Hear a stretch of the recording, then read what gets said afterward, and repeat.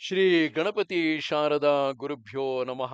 ಯತ್ರ ಯೋಗೇಶ್ವರ ಕೃಷ್ಣೋ ಯತ್ರ ಪಾರ್ಥೋ ಧನುರ್ಧರಃ ತತ್ರ ಶ್ರೀ ವಿಜಯ ಭೂತಿರ್ಧ್ರುವ ನೀತಿರ್ಮತಿರ್ಮಮ. ಶ್ರೋತೃಗಳಿಗೆ ಶ್ರೀ ಅಳಸಿಂಗರಾಚಾರ್ಯ ವಿರಚಿತ ಶ್ರೀ ವ್ಯಾಸ ಮಹರ್ಷಿ ಪ್ರಣೀತ ಶ್ರೀಮನ್ ಮಹಾಭಾರತದ ದ್ರೋಣ ಪರ್ವದಲ್ಲಿ ಧೃತರಾಷ್ಟ್ರನು ಸಂಜಯನನ್ನು ಕುರಿತು ಅರ್ಜುನನ ಮೇಲೆ ಕರ್ಣನು ಇದುವರೆಗೆ ಆ ಶಕ್ತಿಯನ್ನು ಪ್ರಯೋಗಿಸದಿದ್ದುದಕ್ಕೆ ಕಾರಣವನ್ನು ಕೇಳಲು ಹಿಂದೆ ಇದೇ ಪ್ರಶ್ನೆಗೆ ಕೃಷ್ಣನು ಸಾತ್ಯಕಿಗೆ ಹೇಳಿದ ಉತ್ತರವನ್ನು ಅವನು ತಿಳಿಸಿದುದು ಎಂಬ 183ನೆಯ ಅಧ್ಯಾಯಕ್ಕೆ ಸ್ವಾಗತ. ಆಗ ಧೃತರಾಷ್ಟ್ರನು ಸಂಜಯನನ್ನು ಕುರಿತು, ಸಂಜಯ, ಒಬ್ಬ ಪ್ರಬಲ ವೀರನನ್ನು ತಪ್ಪದೆ ಕೊಲ್ಲುವುದಕ್ಕಾಗಿ ಕರ್ಣನು ಆ ದಿವ್ಯ ಶಕ್ತಿಯನ್ನು ಸಂಪಾದಿಸಿಟ್ಟಿದ್ದನಲ್ಲವೇ? ಅದನ್ನು ಅವನು ಎಲ್ಲರಿಗಿಂತಲೂ ಮೊದಲೇ ಆ ಅರ್ಜುನನ ಮೇಲೆ ಪ್ರಯೋಗಿಸದಿದ್ದ ಕಾರಣವೇನು? ಕರ್ಣನು ಆ ಶಕ್ತಿಯಿಂದ ಅರ್ಜುನನೊಬ್ಬನನ್ನು ಮೊದಲೇ ಕೊಂದು ಬಿಟ್ಟಿದ್ದರೆ ಪಾಂಡವ ಸಂಜಯಾದಿಗಳೆಲ್ಲರೂ ಹತರಾದಂತೆಯೇ ಅಲ್ಲವೇ? ಆ ಒಬ್ಬ ವೀರನನ್ನು ಕೊಂದುದರಿಂದ ಅವನು ಸಂಪೂರ್ಣ ಜಯವನ್ನು ಹೊಂದಬಹುದಾಗಿದ್ದಾಗ ಏತಕ್ಕಾಗಿ ಅವನು ಅದನ್ನು ಸಾಧಿಸಲಿಲ್ಲ? ಯುದ್ಧಕ್ಕಾಗಿ ಕರೆಯಲ್ಪಟ್ಟಾಗ ತಾನು ಹಿಂಜರಿಯುವುದಿಲ್ಲವೆಂಬುದು ಅರ್ಜುನನ ಮಹಾವ್ರತವು. ಇದರಿಂದ ಕರ್ಣನು ತಾನೇ ಅರ್ಜುನನನ್ನು ಹುಡುಕಿಕೊಂಡು ಹೋಗಿ ಅವನನ್ನು ಯುದ್ಧಕ್ಕೆ ಸೆಳೆದು ನಿಲ್ಲಿಸಿ ಇಂದ್ರದತ್ತವಾದ ಆ ಶಕ್ತಿಯಿಂದ ಅವನನ್ನು ಆಗಲೇ ತೀರಿಸಿ ಬಿಡಬಹುದಾಗಿತ್ತಲ್ಲವೇ? ಹೀಗಿರುವಾಗಲೂ ಅವನು ಅರ್ಜುನನನ್ನು ವಧಿಸದೆ ಬಿಟ್ಟ ಕಾರಣವೇನು? ಸಂಜಯ, ಮುಖ್ಯವಾಗಿ ನನ್ನ ಮಗನು ಬುದ್ಧಿಗೆಟ್ಟು ಈ ಕಾರ್ಯಕ್ಕೆ ಪ್ರಯತ್ನಿಸಿದನು. ಅವನಿಗೆ ತಕ್ಕ ಸಹಾಯವೂ ಇಲ್ಲದೆ ಹೋಯಿತು. ಶತ್ರುಗಳಿಂದ ಅವನ ಶಕ್ತಿಯೆಲ್ಲವೂ ಉಡುಗಿಸಲ್ಪಟ್ಟಿತು. ಅವನು ಹೇಗೆ ತಾನೇ ಶತ್ರುಗಳನ್ನು ಜಯಿಸುವನೋ ತಿಳಿಯದು. ಕರ್ಣನೇನೋ ಅವನಿಗೆ ನಿಜವಾದ ಮಿತ್ರನೇ. ಅವನಲ್ಲಿ ನಮ್ಮ ಜಯಕ್ಕೆ ಕಾರಣವಾಗಿದ್ದ ಶಕ್ತಿಯೂ ಕೂಡ ಕೃಷ್ಣನಿಂದ ಅಗಲಿಸಲ್ಪಟ್ಟಿತು. ಕೃಷ್ಣನೇ ಉಪಾಯದಿಂದ ಘಟೋತ್ಕಚನ ಮೇಲೆ ಅದನ್ನು ಪ್ರಯೋಗಿಸುವಂತೆ ಮಾಡಿದನು. ಕೈ ಸ್ವಾಧೀನವಿಲ್ಲದವನು ತನ್ನಲ್ಲಿಟ್ಟುಕೊಂಡಿರುವ ಫಲವನ್ನು ಬಲಾಢ್ಯನೊಬ್ಬನು ಸುಲಭವಾಗಿ ಅಪಹರಿಸಿಕೊಂಡು ಹೋಗುವಂತೆ ಕರ್ಣನಲ್ಲಿದ್ದ ಆ ಶಕ್ತಿಯು ಘಟೋತ್ಕಚನನ್ನು ಕೊಲ್ಲಿಸುವ ನೆಪದಲ್ಲಿ ವಿಫಲವಾಗಿ ಮಾಡಲ್ಪಟ್ಟಿತು. ಹಂದಿಯನ್ನು ನಾಯನ್ನು ಜಗಳಕ್ಕೆ ಬಿಟ್ಟು ಒಂದನ್ನೊಂದು ಕಚ್ಚಿ ಕೊಂದ ಮೇಲೆ ಹೇಗೆ ಶ್ವಪಚನಿಗೆ ಅದರಿಂದ ಲಾಭವೋ, ಅದರಂತೆ ಕರ್ಣ ಘಟೋತ್ಕಚನ ಯುದ್ಧದಿಂದ ಆ ಕೃಷ್ಣನಿಗೆ ಒಳ್ಳೆಯ ಲಾಭವು ದೊರೆತಂತಾಯಿತು. ಕೃಷ್ಣನು ಬಹಳ ತಂತ್ರಿ. ಕರ್ಣ ಘಟೋತ್ಕಚರನ್ನು ಮೊದಲು ಯುದ್ಧಕ್ಕೆ ತಂದೊಡ್ಡಿದ ಆ ಕೃಷ್ಣನ ಬುದ್ಧಿಯೇ ಬುದ್ಧಿ. ಒಂದು ವೇಳೆ ಆ ಘಟೋತ್ಕಚರಿಂದ ಕರ್ಣನೇ ಸತ್ತಿದ್ದರೂ ಪಾಂಡವರಿಗೆ ಅದರಿಂದ ಪರಮ ಲಾಭವೇ. ಹಾಗಿಲ್ಲದೆ ಘಟೋತ್ಕಚನೆ ಕರ್ಣನಿಂದ ವಧಿಸಲ್ಪಡುವುದಾದರೆ ಕರ್ಣನಲ್ಲಿರುವ ಶಕ್ತಿಯನ್ನು ಅಗಲಿಸಿದಂತಾಗುವುದು. ಇದರಿಂದಲೂ ಪಾಂಡವರಿಗೆ ಪರಮ ಲಾಭವುಂಟು. ಇದನ್ನೆಲ್ಲ ಯೋಚಿಸಿಯೇ ತಂತ್ರಿಯಾದ ಕೃಷ್ಣನು ಪಾಂಡವರಿಗೆ ಹಿತವನ್ನುದ್ದೇಶಿಸಿ ಕರ್ಣನಿಂದ ಘಟೋತ್ಕಚನನ್ನು ಕೊಲ್ಲಿಸಿದನು. ಆಹಾ, ಆ ಕೃಷ್ಣನ ಅದ್ಭುತ ಮಹಿಮೆಯೇ ಮಹಿಮೆ ಎಂದನು. ಆಗ ಸಂಜಯನು, ರಾಜ, ಕರ್ಣನ ಈ ಉದ್ದೇಶವನ್ನು ಯೋಚಿಸಿಯೇ ಅಪಾರ ಬುದ್ಧಿಯುಳ್ಳ ಶ್ರೀಕೃಷ್ಣನು ಕರ್ಣನಲ್ಲಿದ್ದ ಅಮೋಘ ಶಕ್ತಿಯನ್ನು ವಿಫಲ ಮಾಡುವುದಕ್ಕಾಗಿ ಘಟೋತ್ಕಚನನ್ನು ಅದಕ್ಕೆ ಆಹುತಿಯನ್ನಾಗಿ ಮಾಡಿದನು. ಇವೆಲ್ಲವೂ ನಿನ್ನ ದುರ್ಮಂತ್ರದ ಫಲವೇ ಎಂದು ತಿಳಿ. ಆಗ ಕರ್ಣನಿಂದ ಕೃಷ್ಣನು ಅರ್ಜುನನನ್ನು ರಕ್ಷಿಸಿಕೊಳ್ಳದಿದ್ದರೆ ನಾವು ಆಗಲೇ ಕೃತಕೃತ್ಯರಾಗುತ್ತಿದ್ದೆವು. ಆಗಲೇ ಅರ್ಜುನನು ಕರ್ಣನಲ್ಲಿದ್ದ ಆ ಶಕ್ತಿಯಿಂದ ರಥಾಶ್ವ ಸಾರಥಿಗಳೊಡನೆ ಸತ್ತು ಬೀಳುತ್ತಿದ್ದನು. ಯೋಗೀಶ್ವರನಾದ ಆ ಕೃಷ್ಣನೊಬ್ಬನಿಲ್ಲದಿದ್ದರೆ ಅರ್ಜುನನು ಯುದ್ಧದಲ್ಲಿ ನಿಮಿಷ ಮಾತ್ರವೂ ಬದುಕಿರುವ ಸಂಭವವಿಲ್ಲ. ಆ ಕೃಷ್ಣನ ವಿವಿಧ ತಂತ್ರಗಳಿಂದಲೇ ಅರ್ಜುನನು ಶತ್ರುಗಳಿಗೆದಿರಾಗಿ ನಿಂತು ಅವರನ್ನು ಜಯಿಸುತ್ತಿರುವನು. ಅಪ್ರಮೇಯ ಮಹಿಮೆಯುಳ್ಳ ಆ ಕೃಷ್ಣನು ಅರ್ಜುನನನ್ನು ರಕ್ಷಿಸಿಕೊಳ್ಳದಿದ್ದರೆ ಆಗಲೇ ಅವನು ಆ ಶಕ್ತಿಗೆ ಬಲಿಯಾಗಿ ಸಿಡಿಲು ಬಡಿದ ಮರದಂತೆ ಹತನಾಗಿ ಬೀಳುತ್ತಿದ್ದನು ಎಂದನು. ಆಗ ಧೃತರಾಷ್ಟ್ರನು, ಸಂಜಯ, ಇದೆಲ್ಲವೂ ಸರಿಯೇ. ನನ್ನ ಮಗನು ತಾನೇ ಪ್ರಾಜ್ಞನೆಂಬ ಗರ್ವವುಳ್ಳವನು. ಕುತ್ಸಿತ ಜನರನ್ನೇ ಮಂತ್ರಾಲೋಚನೆಗೆ ಇಟ್ಟುಕೊಂಡಿರತಕ್ಕವನು. ಪಾಂಡವರಲ್ಲಿ ಯಾವಾಗಲೂ ವಿರೋಧ ಬುದ್ಧಿಯುಳ್ಳವನು. ಅರ್ಜುನನನ್ನು ಜಯಿಸಬೇಕೆಂದು ಅವನು ಮಾಡಿದ ಉಪಾಯವೆಲ್ಲ ಕೈಮೀರಿ ಹೋಯಿತು. ಕರ್ಣನು ಹಾಗಲ್ಲ. ಅವನು ಮಹಾಬುದ್ಧಿವಂತನು. ಎಲ್ಲ ಶಸ್ತ್ರಧಾರಿಗಳಲ್ಲಿ ಮೇಲೆನಿಸಿದವನು. ಅವನು ಅರ್ಜುನನಿಗಾಗಿಯೇ ರಕ್ಷಿಸಿಟ್ಟಿದ್ದ ಆ ಶಕ್ತಿಯನ್ನು ಅವನ ಮೇಲೆ ಆಗಲೇ ಬಿಡದೆ ಹೋದ ಕಾರಣವೇನು? ಓ ಗಾವಲ್ಗಣಿ, ಇದು ನಿನಗಾದರೂ ತಿಳಿಯದೆ ಹೋದ ಕಾರಣವೇನು? ಮಹಾಧೀಮಂತನಾದ ನೀನಾದರೂ ಅವನನ್ನು ಎಚ್ಚರಿಸದೆ ಹೋದುದೇಕೆ ಎನ್ನಲು ಸಂಜಯನು ಹೇಳುತ್ತಾನೆ, ರಾಜೇಂದ್ರ, ಅದು ಹಾಗಲ್ಲ.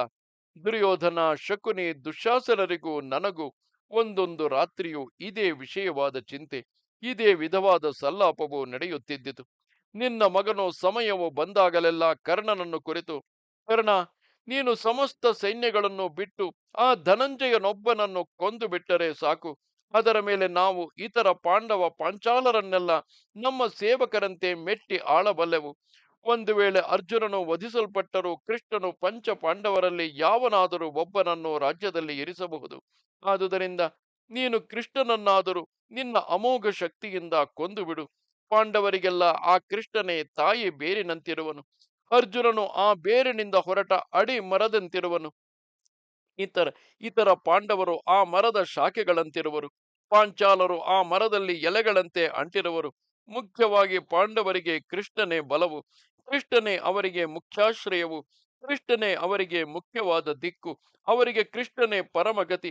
ಎಲ್ಲ ಗ್ರಹಗಳಿಗೆ ಚಂದ್ರನು ಹೇಗೋ ಹಾಗೆ ಆ ಶ್ರೀಕೃಷ್ಣನೇ ಪಾಂಡವ ಪಕ್ಷಕ್ಕೆಲ್ಲ ಆಧಾರವೆನಿಸಿರುವನು. ಆದುದರಿಂದ ನಮ್ಮ ಶತ್ರುಪಕ್ಷವೆಂಬ ಮರದ ಅಡಿದಿಂಡನ್ನು, ಕೊಂಬೆಗಳನ್ನು, ಅದರ ಎಲೆಗಳನ್ನು ಬಿಟ್ಟು ಅದಕ್ಕೆ ತಾಯಿ ಬೇರಂತಿರುವ ಕೃಷ್ಣನನ್ನೇ ಕೊಂದು ಬಿಟ್ಟರೆ ಮೂಲ ನಾಶವನ್ನು ಮಾಡಿದಂತಾಗುವುದು. ಕೃಷ್ಣನು ಹತನಾದನೆಂದರೆ ಪರ್ವತಾರಣ್ಯ ಸಮುದ್ರಗಳೊಡಗೂಡಿದ ಸಮಸ್ತ ಭೂಮಿಯು ಕೌರವರ ವಶವಾದಂತೆಯೇ ಎಂದು ನಿಶ್ಚಯಿಸಿ ಕರ್ಣನು ಹಾಗೆಯೇ ನಡೆಸುವುದಾಗಿದ್ದನು.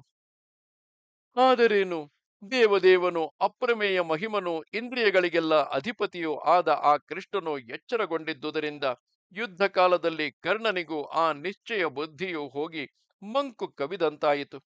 ಕೃಷ್ಣನು ಕರ್ಣನಿಂದ ಅರ್ಜುನನನ್ನು ರಕ್ಷಿಸಿಕೊಳ್ಳುವುದಕ್ಕಾಗಿ ಯಾವಾಗಲೂ ಎಚ್ಚರಿಕೆಯಿಂದಿದ್ದನು.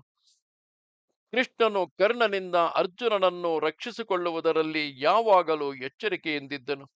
ಕರ್ಣನ ಮುಂದೆ ಅರ್ಜುನನನ್ನು ನಿಲ್ಲಿಸುವುದಕ್ಕೆ ಅವನು ಇಷ್ಟಪಡುತ್ತಿರಲಿಲ್ಲ. ಕರ್ಣನಲ್ಲಿರುವ ಇಂದ್ರದತ್ತವಾದ ಅಮೋಘ ಶಕ್ತಿಯನ್ನು ಹೇಗಾದರೂ ವ್ಯರ್ಥ ಮಾಡಬೇಕೆಂಬ ಉದ್ದೇಶದಿಂದ ಕೃಷ್ಣನು ಬೇರೆ ಬೇರೆ ರಥಿಕರನ್ನೇ ಯುದ್ಧಕ್ಕಾಗಿ ಕರ್ಣನ ಮುಂದೆ ನಿಲ್ಲಿಸುತ್ತಿದ್ದನು. ಹೀಗೆ ಕೃಷ್ಣನು ಆ ಅರ್ಜುನನನ್ನೇ ಅಷ್ಟು ಎಚ್ಚರದಿಂದ ರಕ್ಷಿಸುತ್ತಿದ್ದಾಗ ಅವನು ತನ್ನನ್ನು ತಾನು ರಕ್ಷಿಸಿಕೊಳ್ಳಲಾರನೆ. ರಾಜೇಂದ್ರ, ಚಕ್ರಾಯುಧನು, ಶತ್ರುಸೂದನನು, ಜನಾರ್ದನನು ಆದ ಆ ಶ್ರೀಕೃಷ್ಣನನ್ನು ಜಯಿಸಬಲ್ಲವನು ಮೂರು ಲೋಕದಲ್ಲಿಯೂ ಯಾವನಿರುವನೆಂದು ನನಗೆ ತೋರಲಿಲ್ಲ. ಇದೇ ವಿಷಯವಾಗಿ ಒಮ್ಮೆ ಸಾತ್ವಿಕೆಯು ಕೃಷ್ಣನನ್ನು ಪ್ರಶ್ನೆ ಮಾಡುತ್ತಾ, ಕೃಷ್ಣ, ಕರ್ಣನಲ್ಲಿ ಅಮೋಘವಾದ ಶಕ್ತಿ ಇರುವುದಾಗಿ ಎಲ್ಲರಿಗೂ ನಂಬಿಕೆ ಇತ್ತಲ್ಲವೇ? ಅದನ್ನು ಅವನು ಅರ್ಜುನನ ಮೇಲೆ ಪ್ರಯೋಗಿಸದಿದ್ದ ಕಾರಣವೇನು ಎಂದು ಕೇಳಲು ಕೃಷ್ಣನು ಹೇಳುತ್ತಾನೆ, ಸಾತ್ಯಕಿ, ದುಶ್ಯಾಸನ, ಶಕುನಿ, ಜಯದ್ರಥಾದಿಗಳೆಲ್ಲರೂ ದುರ್ಯೋಧನನನ್ನು ಮುಂದಿಟ್ಟುಕೊಂಡು ಕರ್ಣನೊಡನೆ, ಕರ್ಣ, ನೀನು ನಿನ್ನಲ್ಲಿರುವ ಅಮೋಘ ಶಕ್ತಿಯನ್ನು ಅರ್ಜುನನ ಮೇಲೆ ಹೊರತು ಬೇರೊಬ್ಬರ ಮೇಲೆ ಬಿಡಬಾರದು. ದೇವತೆಗಳಲ್ಲಿ ಅವನೇ ಶಕ್ತಿಯಲ್ಲಿಯೂ ಬಲದಲ್ಲಿಯೂ ಪ್ರಖ್ಯಾತಿಗೊಂಡವನು. ಆ ಪಾರ್ಥನನ್ನು ಕೊಂದು ಬಿಟ್ಟರೆ ಅಗ್ನಿಯನ್ನು ಕಳೆದುಕೊಂಡ ದೇವತೆಗಳಂತೆ ಪಾಂಡವ ಸಂಜಯರೆಲ್ಲ ಮೃತಪ್ರಾಯರಾಗುವರು ಎಂದು ಹೇಳುತ್ತಿದ್ದರು. ಕರ್ಣನು ಹಾಗೆಯೇ ಆಗಲೆಂದು ಪ್ರತಿಜ್ಞೆ ಮಾಡಿಕೊಟ್ಟು ಅರ್ಜುನನನ್ನು ಕೊಲ್ಲುವ ಚಿಂತೆಯಲ್ಲಿಯೇ ಸದಾ ಇರುತ್ತಿದ್ದನು. ಆದರೆ ಕರ್ಣನಿಗೆ ನಾನೇ ಆ ಯುದ್ಧ ಕಾಲದಲ್ಲಿ ಮೋಹವನ್ನುಂಟು ಮಾಡಿ ಆ ಕಾರ್ಯವನ್ನು ತಪ್ಪಿಸಿದನು. ಕರ್ಣನಲ್ಲಿದ್ದ ಶಕ್ತಿಯು ಅರ್ಜುನನಿಗೆ ಮೃತ್ಯು ಕಾರಣವೆಂಬುದನ್ನು ನಾನು ಬಲ್ಲೆನು. ನಾನು ಅಹೋರಾತ್ರವೂ ಅದನ್ನು ಕುರಿತೇ ಚಿಂತಿಸುತ್ತಿದ್ದೆನು. ಆ ಚಿಂತೆಯಿಂದ ನನಗೆ ರಾತ್ರಿಯಲ್ಲಿ ನಿದ್ರೆಯಿಲ್ಲ. ನನ್ನ ಮನಸ್ಸಿಗೆ ಹರ್ಷವೂ ಇಲ್ಲದಂತಿದ್ದಿತು. ಅದು ಈಗ ಘಟೋತ್ಕಚನಲ್ಲಿ ಪ್ರಯೋಗಿಸಲ್ಪಟ್ಟುದನ್ನು ನೋಡಿದ ಮೇಲೆ ನನ್ನ ಮನಸ್ಸಿಗೆ ಆಪ್ಯಾಯನ ಉಂಟಾಯಿತು. ಅರ್ಜುನನು ಈಗ ಮೃತ್ಯುವಿನ ಬಾಯಿಂದ ತಪ್ಪಿಸಿಕೊಂಡಂತಾಯಿತು. ಸಾತ್ವಿಕಿ, ಹೆಚ್ಚು ಮಾತಿನಿಂದೇನು? ನನಗೆ ತಂದೆಯಾಗಲಿ, ತಾಯಿಯಾಗಲಿ, ನೀವಾಗಲಿ, ನನ್ನ ಸಹೋದರರಾಗಲಿ, ಕೊನೆಗೆ ನನ್ನ ಪ್ರಾಣವೇ ಆಗಲಿ ಆ ಅರ್ಜುನನಷ್ಟು ಪ್ರೀತಿಪಾತ್ರವಲ್ಲ. ಅರ್ಜುನನನ್ನು ರಕ್ಷಿಸುವುದರಲ್ಲಿರುವ ಅಕ್ಕರೆಯು ಇವರಾರಲ್ಲಿಯೂ ನನಗಿಲ್ಲ. ತ್ರೈಲೋಕ್ಯ ರಾಜ್ಯಕ್ಕಿಂತಲೂ ಅತಿಶಯವಾದ ಮತ್ತು ದುರ್ಲಭವಾದ ಬೇರೆ ಯಾವ ಶ್ರೇಯಸ್ಸಿದ್ದರೂ ಅರ್ಜುನನನ್ನು ಬಿಟ್ಟು ನಾನು ಅದನ್ನು ಬಯಸಲಾರೆನು. ಈ ಕಾರಣದಿಂದಲೇ ಆ ಘಟೋತ್ಕಚನ ವಧದಿಂದ ನೀವೆಲ್ಲರೂ ವ್ಯಸನ ಪಡುವಾಗ ನಾನು ಅಷ್ಟು ಸಂತೋಷ ಪಡುವಂತಾಯಿತು. ಈಗ ಅರ್ಜುನನು ಸತ್ತು ಬದುಕಿದಂತಾಯಿತು. ಈ ಕಾರಣಕ್ಕಾಗಿಯೇ ನಾನು ಘಟೋತ್ಕಚನನ್ನು ಕರ್ಣನ ಮುಂದೆ ಯುದ್ಧಕ್ಕೆ ನಿಲ್ಲಿಸಿದನು. ರಾತ್ರಿ ಯುದ್ಧದಲ್ಲಿ ಆ ಘಟೋತ್ಕಚನು ಹೊರತು ಕರ್ಣನ ಮುಂದೆ ಯುದ್ಧಕ್ಕೆ ನಿಲ್ಲಲು ಬೇರೊಬ್ಬನು ಸಮರ್ಥನಲ್ಲ ಎಂದನು. ಧೃತರಾಷ್ಟ್ರ ಮಹಾರಾಜ, ಕೃಷ್ಣನು ಸಾತ್ಯಕಿಗೆ ಯಾವ ಉತ್ತರವನ್ನು ಹೇಳಿದನೋ ಅದನ್ನೇ ನಿನಗೆ ಯಥಾವತ್ತಾಗಿ ತಿಳಿಸಿದನು ಎಂದನು. ಇದು ಭಗವಂತನ ಭಕ್ತ ವತ್ಸಲತೆಗೆ ಸಾಕ್ಷಿ.